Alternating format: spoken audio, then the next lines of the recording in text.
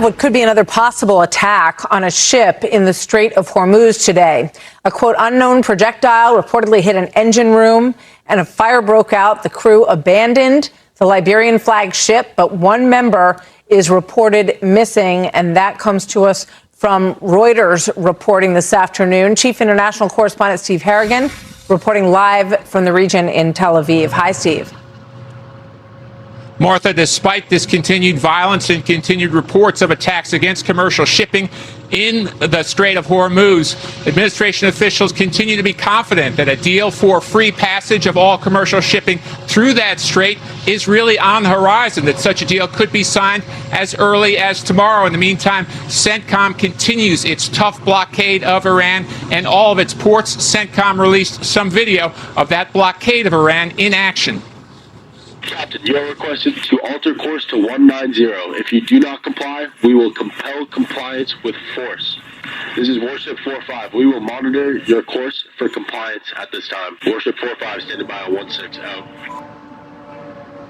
Now, since that blockade began, CENTCOM has said it has diverted more than 45 commercial ships. It's disabled 2 ships. Iran, in the meantime, continues to insist it is not negotiating directly with the U.S., but Iranian officials say they are negotiating with Oman. Martha, back to you. Steve Harrigan in Tel Aviv. Thank you very much, Steve. We are talking right now. We're talking at the request of Iran, backed by Saudi Arabia, backed by UAE, and backed by Qatar in particular, but others also. Many countries called, and they all wanted to give this a last chance. This is the last chance.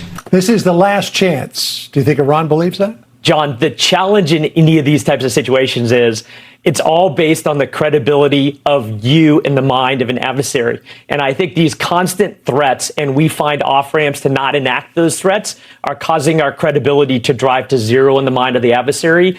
And our strongest bargaining position vis-a-vis Iran was at the end of active combat operations now 4 months ago. And the further we get away from that moment, the less strength we have in the mind of our adversary. You had a good analogy, a pop culture analogy about where we are with this, right? I did. I said that from the movie Mall Cops, we'll yell stop. And if you don't stop, we'll yell stop again. And I think we're in that cycle where now the more cycles we have of this, the less likely it is to deter, the less likely it is to compel. And now I think we're less likely to get a good deal, even if Iran decides to give us a deal. They're talking to us is just they talk to us and then they deny they're talking to us because they want to save face. Look, here's the way I look at it, Martha.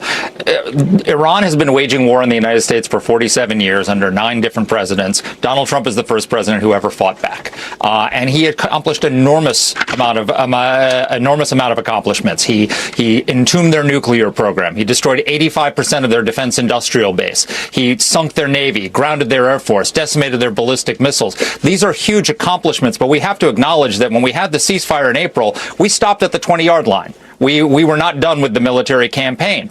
And there's about 14 days of bombing to go to really finish the job militarily. Now, if it turns out that we're only going to go to the 20-yard line, I'm willing to live with that. It's 80 yards better than any president before him. And it's a huge accomplishment. But we have this opportunity here to irreversibly change the course of the Middle East. That's sitting right here for the president to seize. And for whatever reason, I don't know if it's concerned about the markets, it's concerned about gas prices, concerned about the midterms. The administration is hesitating to seize that opportunity. Maybe it'll come after, maybe they'll take it after the midterms. I don't know. But right now we seem to be in this pattern where we're in this cul-de-sac since April of, we negotiate, then the Iranians violate, then we retaliate, then we negotiate again, and we threaten, and it just seems to be never ending.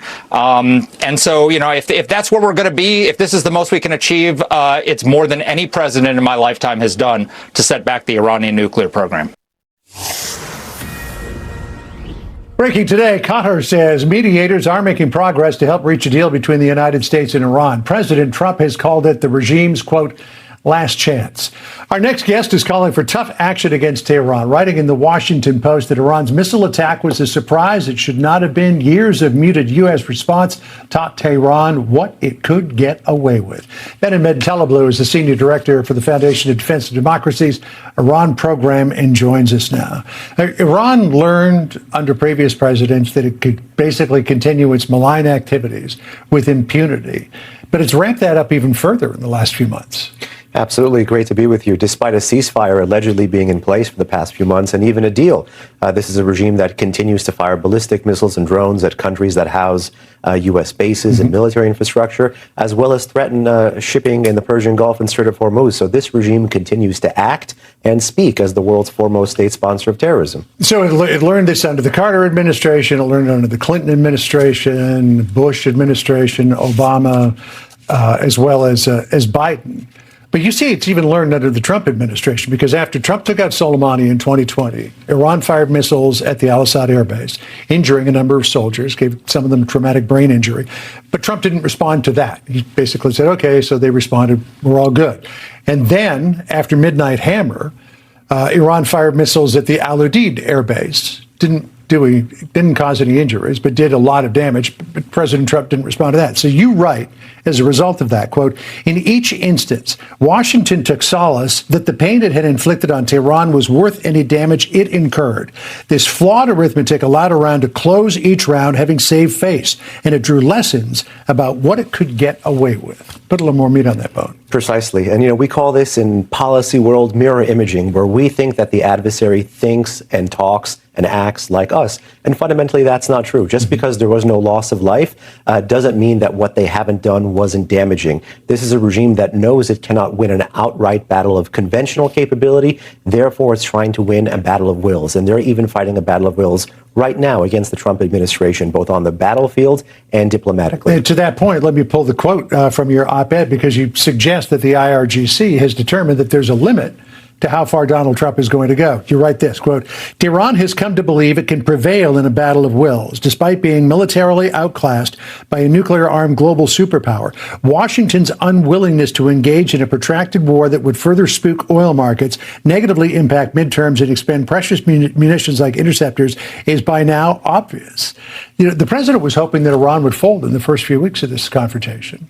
But clearly, the IRGC's got a little more steel than the president thought they did. Well, clearly they have some steel, but clearly this is a regime that has shown us in word and in deed again over 47 years that they will play to the edge, that they will gamble. And unfortunately, we're in a very tough situation right now where on the one hand, no president has done more damage to this regime more than President Donald Trump. But in the short term, Trump has backed away from a whole host of threats, I think 8 or 9. And even a newspaper from Tehran's municipality basically said that all of Trump's threats are watered down and that the U.S. is a paper tiger. So this is a tough position for U.S. deterrents to be in right now, despite the good track record that the president has had. And I don't know how much this is taken into account in terms of the administration's dealings with Iran, or how much people at home really know about this, but over 3,000 years, Iran has been invaded by everybody. Alexander the Great, Roman legions, Arab armies, Genghis Khan, the Ottomans, Russia, the British Empire, and yet it survives. And yet it survives. The one thing I would say, though, as a first-generation Iranian American, is I would not grant this terrorist regime the weight and the historical legacy of 2.5, 3 millennia of Persian or Iranian history. But what I would say is that this regime is playing to the edge because it believes it's found the soft underbelly of the West. At sea, that's currently the Strait of Hormuz. That's why the focus of the Trump administration nuclear issue is secondary. The first one is the Strait. And on land, that soft underbelly is our Arab partners in the Persian Gulf, as well as Jordan. The strikes against their critical infrastructure, their civilian facilities. By striking those, they are forcing a global superpower to have to act like the supplicants. Yeah, and Saudi Arabia, I think 4 times now, has asked President Trump to stop the attacks. Behnam, it's always great to talk to you. You've got such a terrific perspective on things. Pleasure. Everybody should read your op-ed in the Washington Post. It means a lot. All right, thanks very much for being with us. Martha, despite this continued violence and continued reports of attacks against commercial shipping in the Strait of Hormuz, administration officials continue to be confident that a deal for free passage of all commercial shipping through that strait is really on the horizon, that such a deal could be signed as early as tomorrow.